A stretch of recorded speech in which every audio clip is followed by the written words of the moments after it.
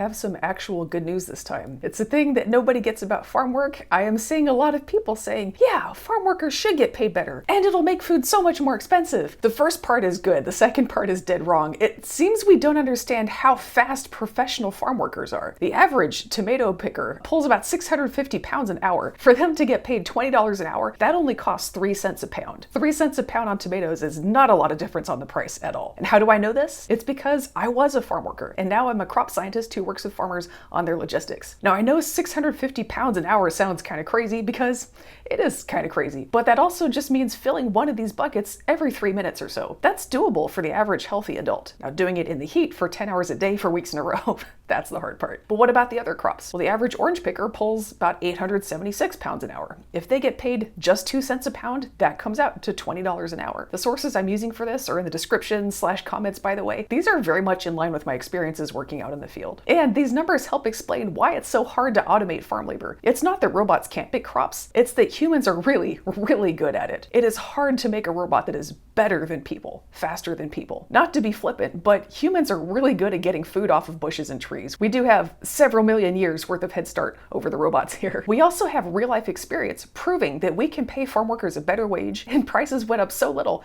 people didn't even notice. In 2005, tomato pickers in Florida struck a deal with Yum Brands. Yum Brands is the parent company that owns Taco Bell, KFC, and others. That deal guaranteed higher wages for farm workers because the Florida tomato industry back in the 90s had some problems with slavery. That is not a figure of speech. People were convicted in courts of law on slavery charges. So what was this deal? Yum Brands said they would only buy tomatoes from farms that had signed on to a fair pay program with a farm worker group called the Coalition of Immokalee Workers. Immokalee is the main tomato farming area in South Florida. Now Yum Brands would pay extra for these tomatoes, and the extra money would go straight to tomato pickers as a raise. This deal nearly doubled tomato pickers' wages. Now, guess how much extra money Yum Brands paid for tomatoes under this big, huge, ground-shaking deal? 1 penny a pound. That's it. This program was so successful, others have signed on. McDonald's, Burger King, Whole Foods, Subway, Trader Joe's, Chipotle, Fresh Market, food service companies like Compass, Aramark, Sodexo, and Bon Appetit, and Walmart have all signed on to pay an extra penny a pound for CIW tomatoes. Now to be clear, this common sense win-win program has still drawn controversy. Wendy's and Florida-based Publix have famously refused to sign on, and it goes further. Publix's political donations lean Republican, and Publix heiress Julie Fancelli is a heavy right-wing donor who helped financially back the events on January 6th. CIW has been incredibly successful at showing exactly how we can afford to pay farm workers a fair wage. And certain Florida farm and food interests really haven't liked that. That anger has legitimately helped build MAGA as a political force in Florida. And I'm not saying it's related, but check out how Trump's first large-scale immigrant detention facility is in Florida, in easy commuting distance of the tomato fields around Immokalee. Yeah.